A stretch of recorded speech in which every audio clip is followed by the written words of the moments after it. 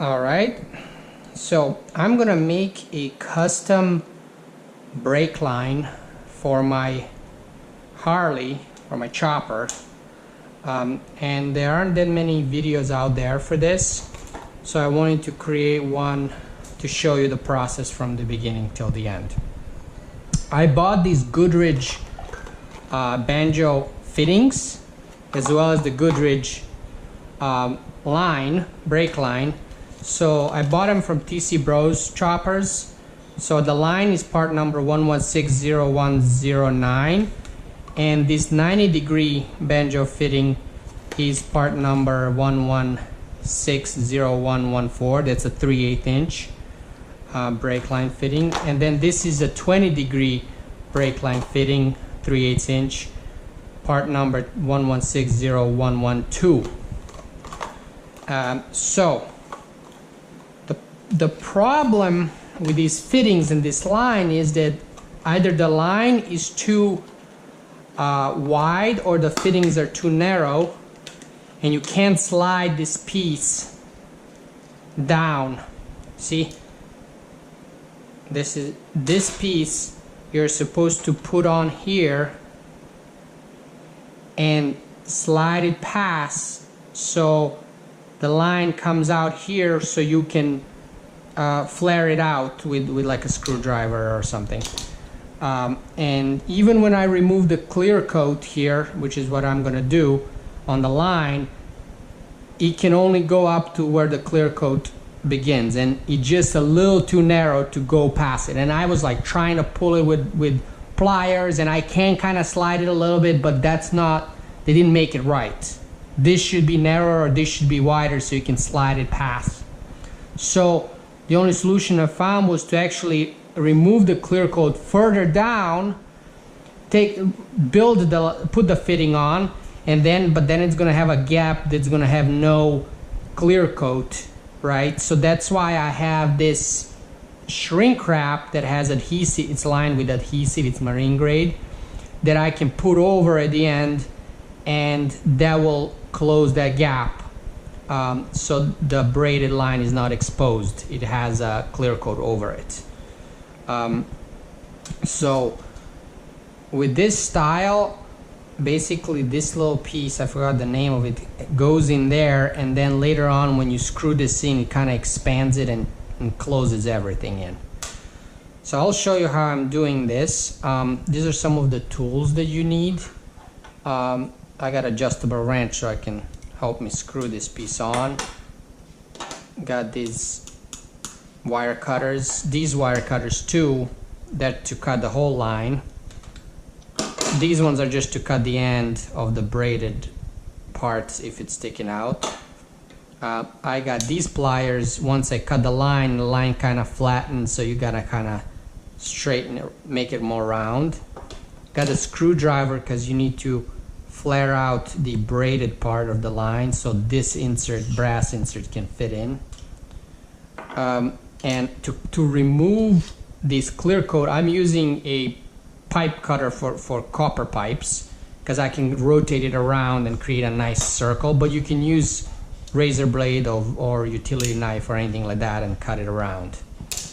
And then over here I have the shrink wrap. So this is what I'll show you. This end is already cut. You see how it's a little flat, so I'm just gonna cut a piece off, because you want to try to cut it to be, you know, straight edge down. These wire cutters are not that great, as you see. I'll post a link to all the tools and the stuff I bought. So that's why I'm using these ones, to remove these extra wire sticking out from the braided part.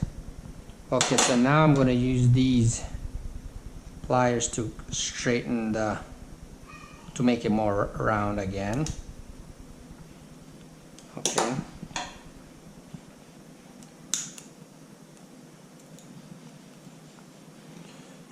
Okay, so now what I want to do is I want to cut the clear coat off. So let's see. So you need to make sure that the that you go past, so you can push this past it so you can flare it out. So like that. So the clear coat needs to be removed about there. That's about almost an inch. So yeah, so I'm gonna go and put this there.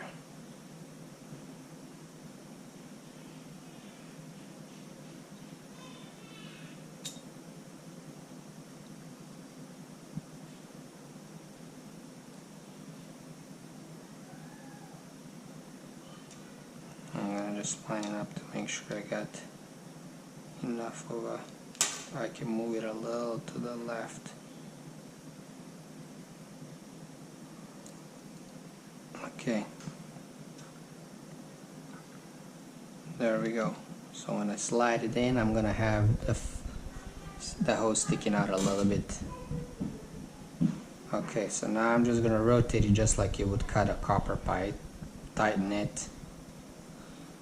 Again, you can use a razor blade, you don't need to do this, but I just had this laying around, so why not?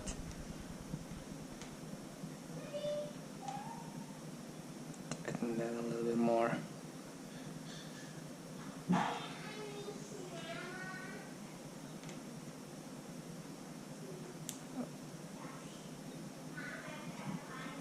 Okay, you don't want to cut through the braided part, just the clear coat. And then now I'm using this razor blade and I'm gonna cut the line all the way there so I can peel it off. Okay.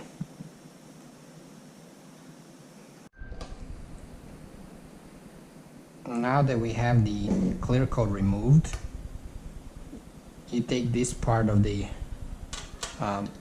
fitting and you gotta kind of put it in like this. See, there we go. It's in now. And then now you take a little flathead screwdriver. There's actually a special tool for this that you can buy, but I'm just using a flathead screwdriver. And I'm just fanning out, flaring it out, the braided line.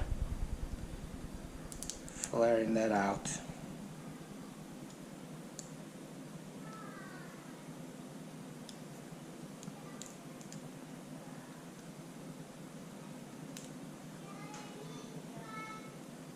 See, that's nice and flat out. Now I can take this brass piece and the side that's narrower goes in over the plastic tubing or PTFE or whatever the material that is. It goes over it and it'll slide and block itself, prevent itself from going any further, right? So that's nice in there. Nice and flat and snug.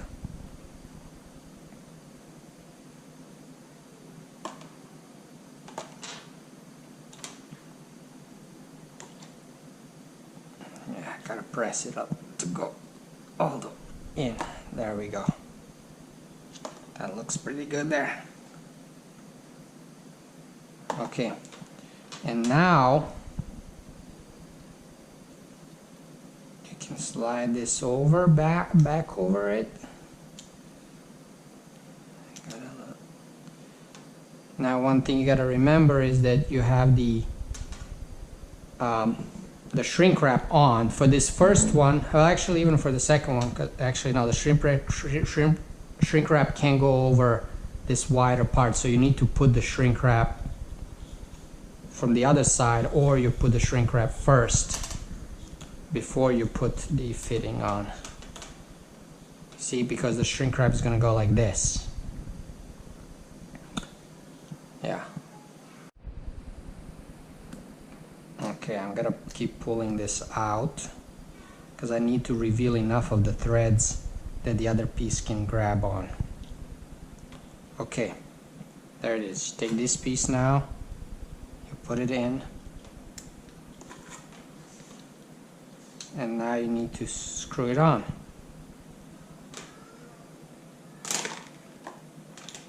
Okay, now it's becoming a little tighter. I'm gonna loop the line to help me grab onto it. And I'm pressing in and rotating. Okay, so now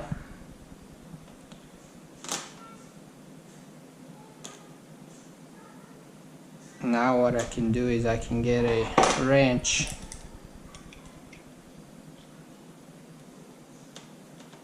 and I can get this tight more. I'm gonna put the screwdriver in here as leverage. I'm rotating that, getting it tighter.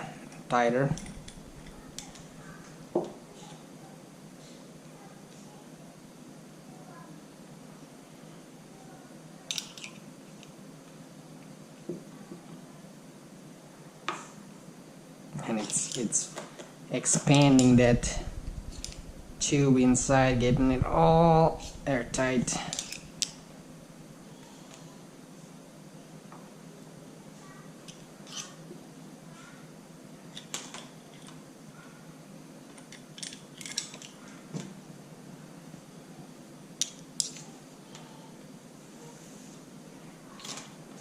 There we go. Okay, it's not even all the way screwed in, but that's fine. Now that's tight. So now I can take my shrink wrap, put it on there.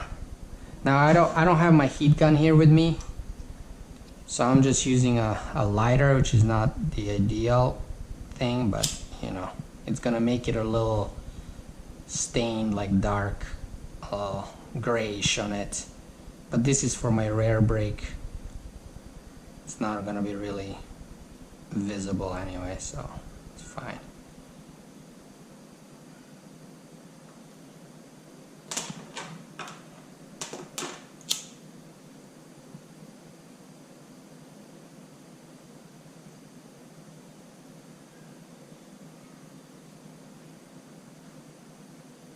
But it has this shrink wrap is lined with adhesive, so that's gonna like really hold well.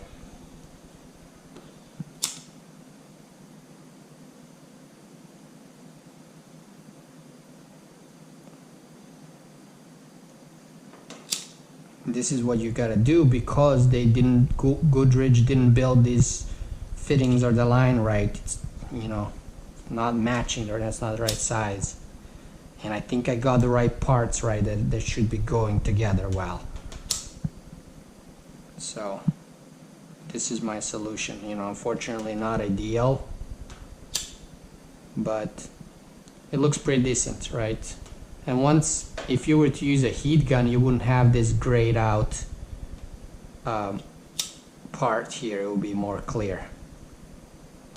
So especially for the front brake, it will look nicer.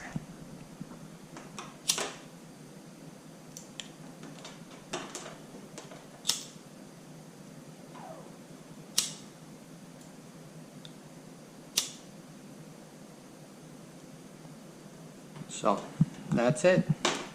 That's looking good. Try to clean this up a little bit. Okay, there we go. There's the line there. Looking nice. And then what you do next is you just, you know, you can fit this on your brake, this side on your bike, measure the length you want, cut it with the wire cutters, and do the other side the same way. For this side I have 90-degree the fitting, but it's the same process. So here I have both of the sides done. So I'm gonna go in and install it. Here it is. Brake line is installed. And it's looking good. So I took my bike for a spin, and the brakes are working fine. I did both front brake and rear brake. Here's on the front brake. How it looks over here. So yeah, they work fine. It's not leaking or anything. But again, I would still not recommend this Goodridge DIY kit for the brake lines because it wasn't built correctly. You know, the end fitting should be able to slide over the line, over the clear coat, so I don't have to use the shrink wrap. Because some other brands are made like that. But I made it work, you know. So I wanted to post this video online in case you bought these ones and you were wondering how to get this put together.